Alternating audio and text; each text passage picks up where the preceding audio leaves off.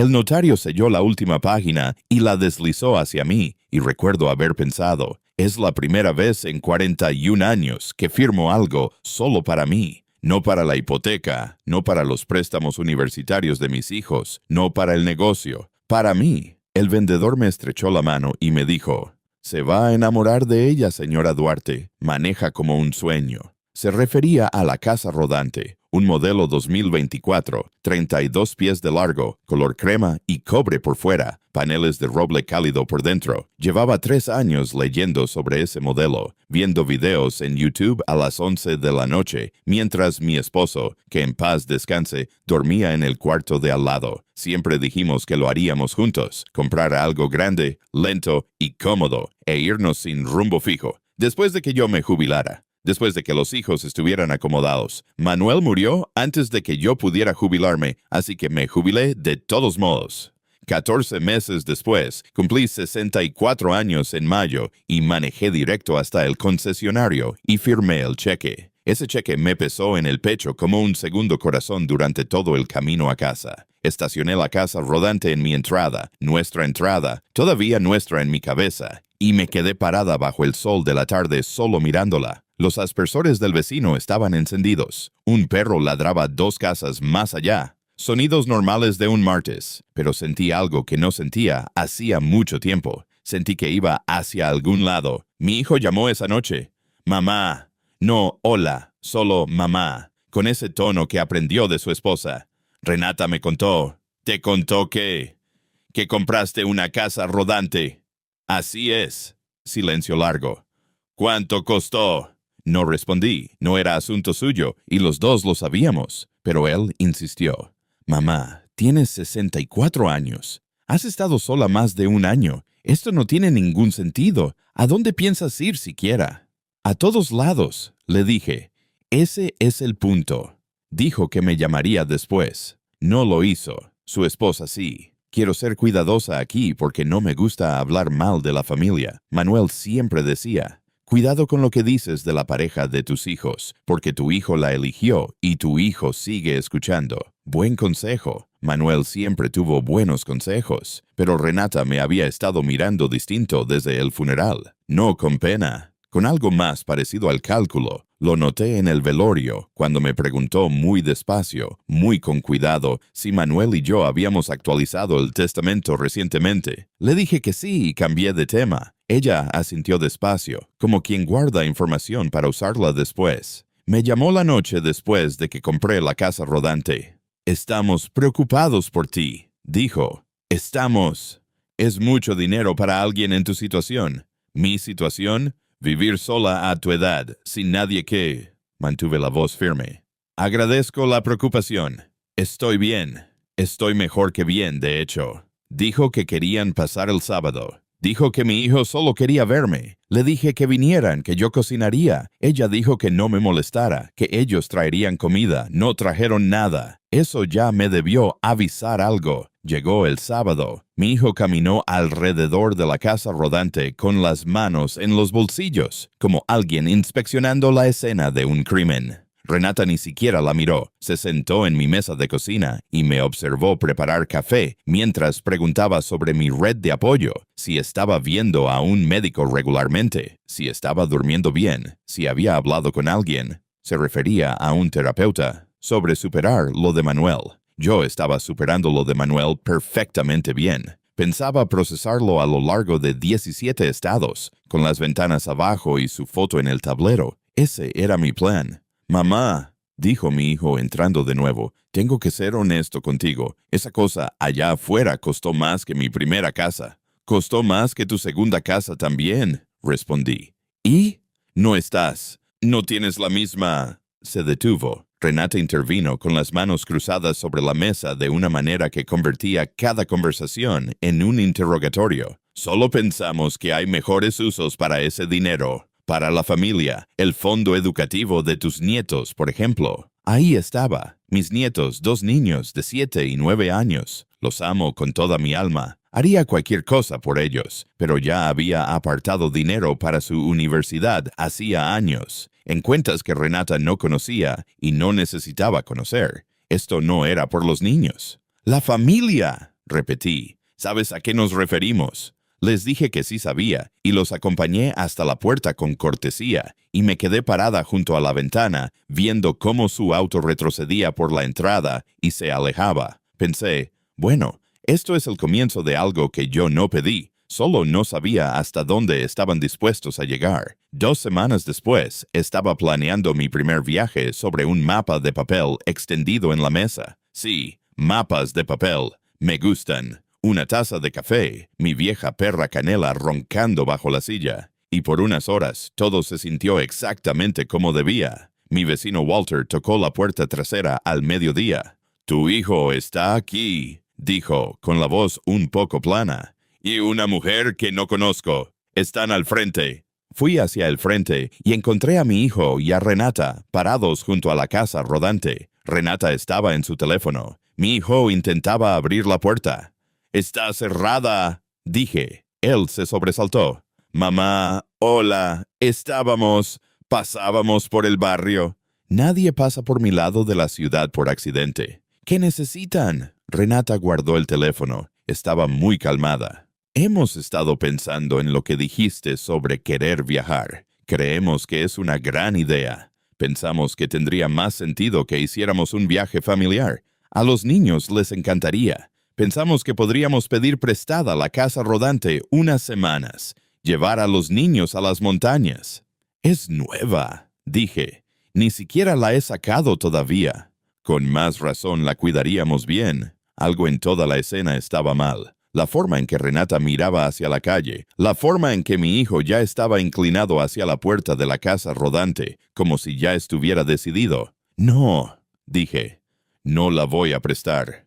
La expresión de Renata no cambió. Ese era el problema con ella. Ya había decidido antes de venir. Mi respuesta no era un factor. «No te estábamos preguntando en realidad», dijo. Mi hijo sacó un juego de llaves del bolsillo de su chaqueta. Miré esas llaves un segundo entero antes de entender lo que estaba viendo. La llave de repuesto, la que guardaba en el gancho junto a la puerta trasera. «Dame eso», dije en voz baja. «Mamá, esas son mis llaves». «Solo necesitamos unas semanas. Puedes venir con nosotros si quieres. Podemos dejarte en...» Se detuvo. «¿Dejarme dónde?», pregunté. Renata habló. «Hay una comunidad para adultos mayores muy agradable. Ya la visitamos». «Salgan de mi propiedad», dije, en voz baja. Manuel me decía en mi cabeza. «No grites. Pierdes el argumento en el momento en que gritas. Voy a llamar a la policía si no se van ahora mismo». Mi hijo miró a Renata. Ella le dio un pequeño gesto de cabeza, como un general moviendo tropas. Él metió la llave en la puerta. Entré y llamé a la policía. Cuando llegó el oficial, la casa rodante ya no estaba. Quiero contarles lo que sentí, porque uno imagina que en un momento así, uno siente rabia. Y sí, la sentí. Pero lo primero que sentí, parada en mi entrada vacía con un número de reporte policial en la mano, fue duelo. No por el vehículo, por mi hijo. Por lo que fuera que lo había vaciado por dentro hasta el punto de pensar que esto era aceptable. El oficial fue paciente conmigo. Me explicó que era un asunto civil, porque mi hijo tenía una llave y alegaba permiso, algo que yo negaba. La fiscalía tendría que decidir. Debía documentar todo. Ya lo había hecho. Cuando compré la casa rodante, el vendedor, un hombre jubilado él mismo, había pasado 40 minutos explicándome el proceso de documentación, porque, según dijo, algunos compradores tienen situaciones familiares. Me dijo que guardara los papeles del título en 3 lugares distintos. Lo había hecho. El título en mi caja fuerte, una copia en la oficina de mi abogada, una abogada cuya existencia mi hijo desconocía porque la había contratado 6 meses después de la muerte de Manuel, justo después de la primera vez que Renata preguntó por el testamento. Y en la guantera de la casa rodante, una carta notariada que decía, en lenguaje legal claro, que el vehículo era propiedad exclusiva mía y que ninguna otra persona tenía autorización para operarlo, poseerlo o trasladarlo. Firmada, notariada, fechada. El oficial le tomó una foto. Le envié un mensaje a mi hijo a las 9:47 de la noche. 4 palabras. Revisa la guantera. Me llamó 20 minutos después, en algún lugar de la carretera. Su voz sonaba distinta, tensa. Mamá, esto es... No, solo estábamos tratando de... No, dije. Me senté en mi mesa de cocina. Canela puso la cabeza sobre mi rodilla. Necesito que traigas mi vehículo esta noche. Silencio. Y necesito que entiendas que lo que hicieron hoy, venir a mi propiedad, tomar mi propiedad, tengo documentación, tengo un reporte policial. Lo que pase después depende de ustedes. Más silencio. Escuché la voz de Renata al fondo, muy baja, para entender las palabras. Mamá, dijo mi hijo finalmente, solo estamos preocupados por ti. Lo sé, y te quiero, pero así no se cuida a alguien. Trajo la casa rodante a las 11:15. No tocó la puerta. Dejó la llave bajo el tapete y se fue. Me quedé sentada junto a la ventana mucho tiempo, en la oscuridad. Pensé que había terminado. Estaba equivocada. Llegó una carta certificada un martes de un bufete de abogados. Llamé a mi abogada antes de siquiera abrirla. Se llama Sandra. Lleva 30 años ejerciendo derecho de adultos mayores. Me dijo que escaneara la carta y se la enviara. Me llamó 20 minutos después. Están solicitando una tutela legal. Alegan que careces de capacidad para manejar tus finanzas, citando la compra de la casa rodante como evidencia de gasto impulsivo, posiblemente indicativo de deterioro cognitivo. Quiero decir esto con claridad. Sé que el deterioro cognitivo es real. Vi a la madre de Manuel perderse a sí misma durante 5 años. Sé lo que se siente. Tengo un enorme respeto por las familias que enfrentan esa batalla. Lo que mi hijo y su esposa estaban haciendo no era eso. ¿Qué debo hacer?, le pregunté a Sandra. Preséntate, dijo, y deja que yo trabaje. La audiencia estaba programada para 6 semanas después. Mi hijo me llamó 2 veces en ese tiempo, siempre queriendo hablar de la situación familiar. Yo escuchaba, decía poco, y colgaba. Sé que suena frío. No lo era. Cada noche me sentaba con una taza de té y miraba la foto de Manuel en el estante. Y tenía la misma discusión conmigo misma. Sigue siendo mi hijo. Fue un buen niño.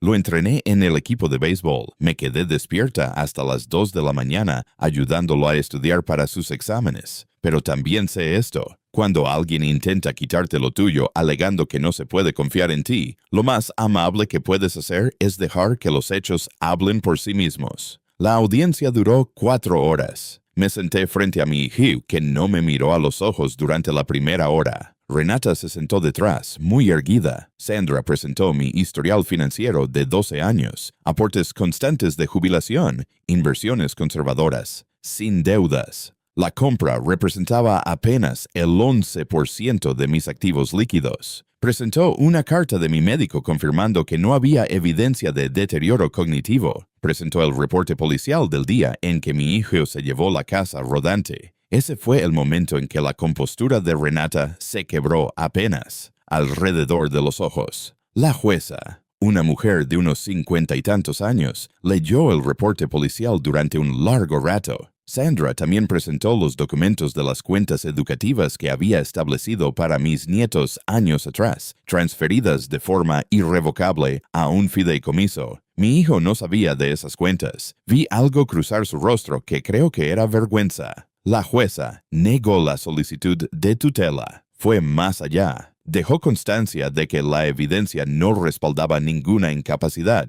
y que quitarle un vehículo a la demandada usando una llave tomada sin consentimiento era una conducta que el tribunal encontraba profundamente preocupante. Remitió el asunto a la fiscalía para revisión. No sé qué pasará con eso. Sandra dice que puede que no llegue a nada. No está en mis manos. Mi hijo me llamó esa noche, sin ruido de carretera esta vez. Estaba en casa. No sabía de las cuentas, dijo.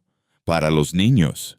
Lo sé. Silencio largo. Renata dijo que no estabas tomando buenas decisiones, que necesitábamos protegerte. Le creí. Pensé en qué decir. Pensé en Manuel, que siempre encontraba las palabras correctas. Pensé en los partidos de béisbol y las noches de estudio y en cómo se quedaba dormido en el auto cuando era pequeño, confiando en que alguien más manejaba. Lo sé, repetí. Mamá, lo siento. Lo sé. Hablamos 2 horas esa noche, no de la audiencia ni de la casa rodante, sino de Manuel, de un viaje que hicimos cuando él tenía 12 años, solo los dos, sin plan real, deteniéndonos donde se viera interesante. No sé qué pasará con Renata. Eso ya no es mi problema. Mi hijo tendrá que decidir con quién está casado y qué clase de hombre quiere ser. Lo único que puedo hacer es ser alguien a quien valga la pena volver. 3 días después de la audiencia, subí a Canela a la casa rodante. Puse la foto de Manuel en el tablero, llené el refrigerador, el tanque, saqué efectivo del banco y salí de mi entrada a las 6:15 de la mañana. La mañana tenía ese azul particular de octubre, amplio y limpio, las montañas moradas en la distancia. Canela sacaba el hocico por la ventana. El motor sonaba suave y silencioso. La carta notariada sigue en la guantera. No creo que la saque nunca. Me recuerda que hice las cosas bien, que cuando vinieron por lo que era mío, ya estaba lista. Eso no quiero olvidarlo. Llevo 11 semanas manejando. He estado en 4 estados. He dormido en campamentos y estacionamientos, y en uno de ellos una pareja me trajo un plato de comida solo porque olieron lo que cocinaba y quisieron compartir. He tenido más conversaciones con desconocidos que en los últimos 3 años juntos. La semana pasada llamé a mi hijo solo para hablar. Me preguntó dónde estaba, se lo dije, y me dijo, ven a visitarnos algún día, trae a los niños. Le dije que lo haría. No sé si lo hará, pero la invitación está ahí, y eso es lo que puedo ofrecer.